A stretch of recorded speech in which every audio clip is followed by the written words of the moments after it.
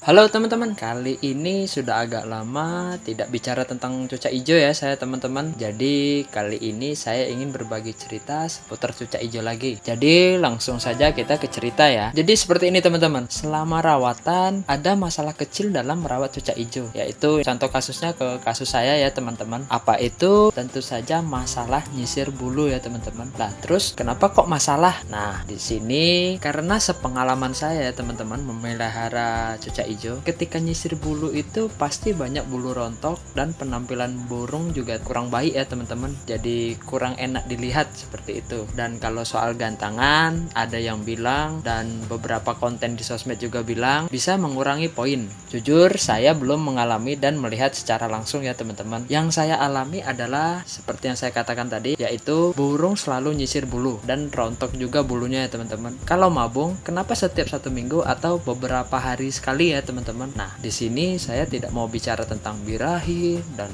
apa itu emosi, karena semua itu menurut saya ya teman-teman, hanya menurut saya saja. Itu yang bisa merasakan hanya si burung itu sendiri ya teman-teman. Yang saya tahu sepengalaman saya adalah burung cucak hijau selalu nyisir bulu itu karena burung keseringan di kerodong ya teman-teman. Nah jadi itu poinnya. Kenapa burung cucak hijau selalu nyisir bulu? Itu karena keseringan dikerodong.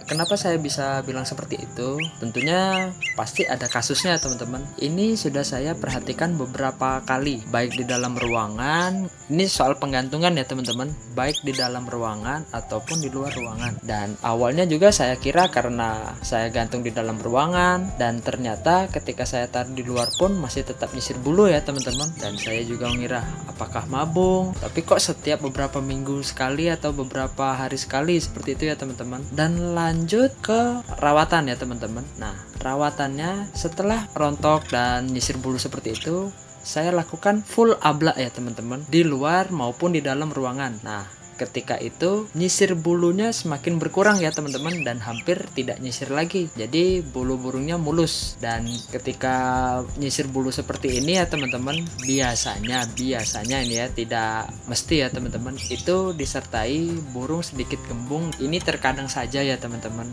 jadi tidak begitu pasti. Jadi kesimpulannya ya teman-teman, di cerita saya kali ini yaitu, jika burung cucak hijau teman-teman nyisir bulu, kurangi saja full kerodongnya teman-teman, banyakin di ablak aja. Atau jika hari sudah mulai gelap, mau dikerodong atau tidak, sesuaikan kebutuhan teman-teman sekalian. Pastikan juga di tempat yang aman dan mudah terpantau teman-teman. Dan ada juga jika ada teman-teman yang mau ditinggal kerja misalnya, daripada tidak diawasi, ya terserah teman-teman, boleh diamankan atau di full kerodong sesuai kebutuhan si perawat itu sendiri. Kalau masih mau di full kerodong ya silakan, dan seperti masih nyisir atau seperti apa, kembali lagi ke perawat. Mau digimanakan cucak hijaunya ya teman-teman, seperti itu aja. Ini hanya saya berbagi menurut sepengalaman saya saja ya teman-teman, dan tujuan saya hanya berbagi info dan cerita saja kali ini, seperti itu teman-teman.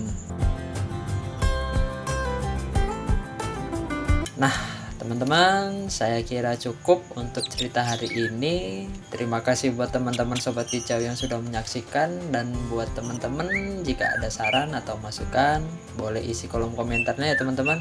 Siapa tahu ada diskusi sesama pecinta burung. Terima kasih, semangat, tetap belajar.